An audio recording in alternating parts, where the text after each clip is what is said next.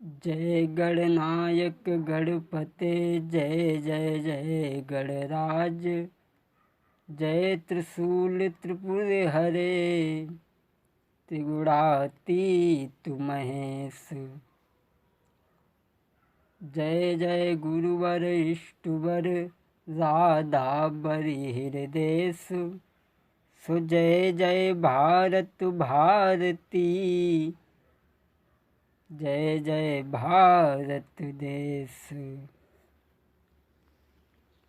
हाँ भैया, आज हम आप लोगों के सामने ये मार्मिक प्रसंग जो लेकर के चल रहे हैं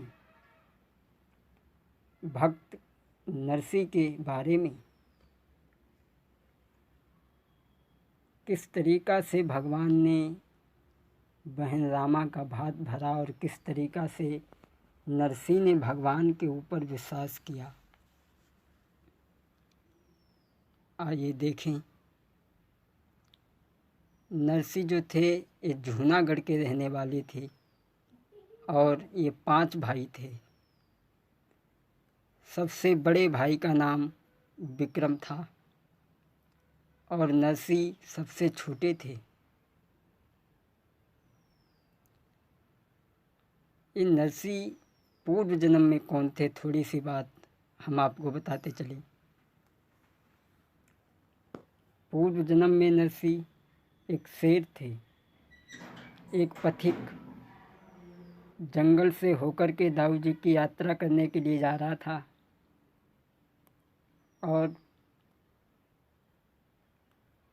रास्ते में शेर बनी से बाहर निकल करके जब तक आ गया तो पथिक ने देखा, पथिक डर गया। शेर ने कहा, डरो नहीं, हमें ये बताओ कि तुम कहाँ जा रहे हो। बोला, मैं दाऊ जी की यात्रा करने के लिए जा रहा हूँ। तो शेर ने कहा, ठीक है, तुम यात्रा करने के लिए जा रहे हो तो तुम्हें मेरी भेंट दाऊ जी को दे देना। पथिक तो चला गया। उधर से पथिक जब वापस आया तो सोचने लगा, उधर से उसका कुछ स्वार्थ था इसलिए उसने मुझे छोड़ दिया। अब वो इधर से मुझे खा लेगा क्योंकि उधर से उसका कोई स्वार्थ नहीं है। तो पथिक दूसरी रास्ते से होकर के जा रहा था, लेकिन वो शेर दिव्य शक्ति उसके अंदर थी। आगे आकर के खड़ा हो गया, कहने लगा, चुपचाप जा रहे हो, धोखा देगी। बोला, माफ़ करना, मैं इसलिए नहीं उस रास्ते से निकला क्योंकि तुम्हारा स्वार्थ खत्म हो गया तो मुझे खा जाओगे। शेर कहने लगा, नहीं नहीं, तो मैंने तुम्हें भेंट दी थी, दाऊ जी ने क्या कहा, मेरे लिए क्या दिया। तो उसने 2 झांझें निकाली, कहा तुम्हारे लिए जो 2 झांझें दी हैं। शेर ने कहा, ऐसा करो, ये झांझें हमारे आगे वाले पैरों में डाल दो। वो झांझें आगे वाले पैरों में शेर के डाली है। शेर इतना मगन हो गया, नाचते नाचते उसका प्राणांत हो गया। वही शेर नरसी जाकर के बना। पहले सिंह था, अब नरसी जाकर के वही शेर बना। नरसी के बड़े भाई विक्रम जो थे वो रोजगार में जुड़े रहते थे और नरसी का यही काम था भगवान की पूजा करना दिन रात, इसके अलावा कोई दूसरा काम नहीं था। एक दिन विक्रम ने नरसी को बुलाया, कहा, इधर आओ, तुम सारे दिन घूमते रहते हो। विक्रम ने कहा, जब विक्रम बोला नरसी से, तू बैठा बैठा खाता है, हम दिन रात करें मेहनत भारी, तू धेला नहीं कमाता है। जब विक्रम बोला नरसी से, तू बैठा बैठा खाता है, हम दिन रात करें मेहनत भारी, तू धेला नहीं कमाता है। विक्रम कहने लगा, हम रात दिन मेहनत करते हैं, रोजगार में लगे रहते, लेकिन तुम 2 पैसे का काम नहीं करते।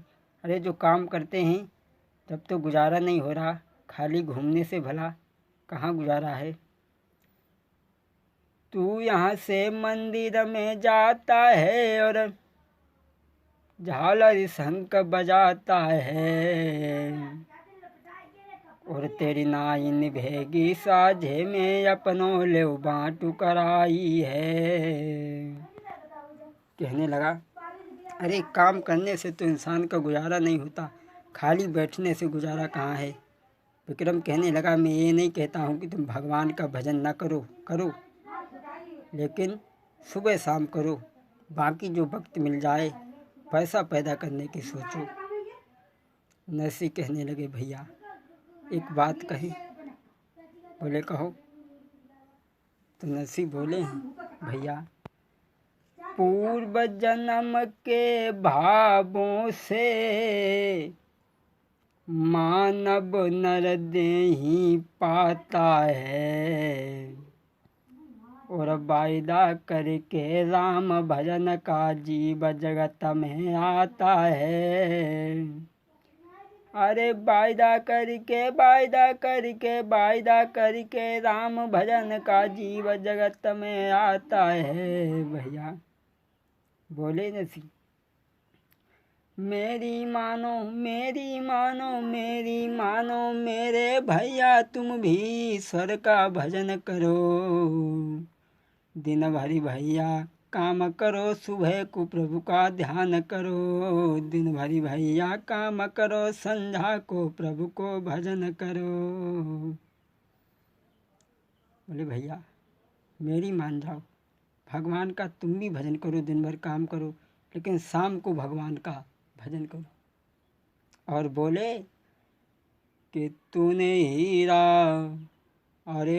हीरा लुटाई दो छपरे में, तूने हीरा लुटाई दो छपरे में। अरे चपरे में भैया, चपरे में, तूने हीरा लुटाई दो चपरे में, तूने हिराई दो चपरे में। अरे बालापन खेल गमायो, जवानी में तेरी आसंग रहो। अरे बुढ़ापे में मौत ने घेरो, अरे भूख लगी कैसी अफरे में, तूने हीरा लुटाई दो चपरे में। भैया हीरा हिराई दो चपरे में।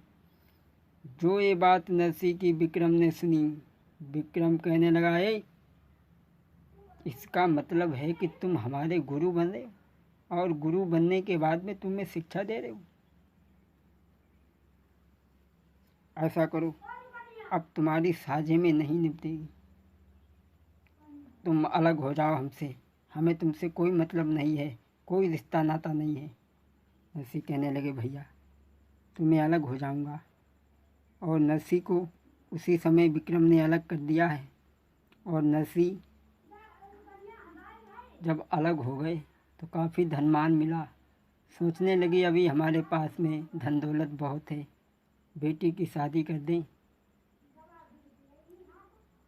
नरसी के घर में पत्नी थी सुशीला, और इनके घर में एक बेटी थी जिसका नाम था रामा। जब धन दौलत अलग हो गए हैं तो काफ़ी मिली है, सोचा लाओ बेटी की शादी कर दें, अभी दौलत है। तो बेटी की शादी जूनागढ़ के मनसा सेठ के बेटे के साथ में नरसी ने कर दी, और सारी धन दौलत बेटी को दे दी। कहा, बेटी ये ले जाओ, जो दौलत में चकनाचूर हैं वो उतने ही प्रभु से दूर हैं, जो दौलत में चकनाचूर हैं वो उतने ही प्रभु से दूर हैं, क्योंकि दौलत भगवान का भजन नहीं करने देती, ले जाओ। अब नरसी ने सोचा कि अब बेटी की शादी भी हो गई, अब तो भगवान के भजन में चलना चाहिए, और जो बची बचाई दौलत रह गई वो महात्मा संत इधर उधर से आते हैं वो चाट गए। आखिरकार घर में कुछ नहीं रहा। इतनी गरीबी आ गई जिस दिन से बेटी रामा की शादी की दोबारा खबर नहीं ले पाई।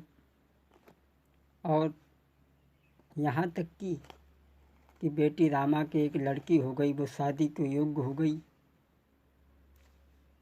और इधर शादी का समय है, घर भर में खुशियां हैं।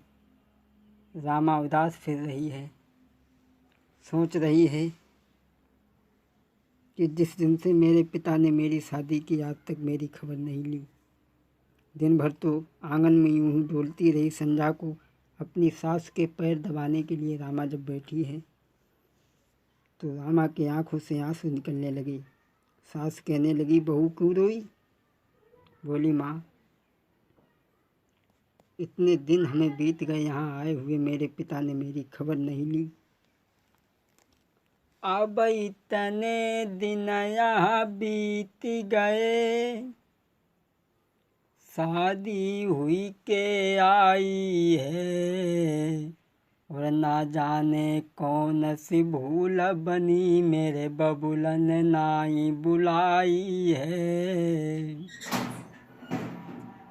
ना जाने कौन सी भूल बनी, मेरे बबुलन नाई बुलाई है। माँ, बेटी की शादी है और मैंने अपने माता पिता को बहुत दिन से नहीं देखा है। अरे घर में बेटी को ब्याहू मात में बात न्यूती वे जाऊंगी, और इसी बहाने से मैया में पीहर में लखियाऊंगी। बोली, माँ, घर में बेटी का विवाह है, मैं भात न्यूतने के लिए जाऊंगी और अपनी माँ से भी मिल लूँगी। और बोली, माँ, मुझे भेज दो। और जैसे ही सास ने वचन सुने तो उठ के बैठ के कहने लगी, अरे उसके पास में क्या है? वो भिखमंगा है, उसके पास में कुछ नहीं है तो उसके पास क्या लेने जाएगी? सो रामा बोली है, मैया मुझे भेज दे। और बोली है, जो मैं पीहर नाई गई,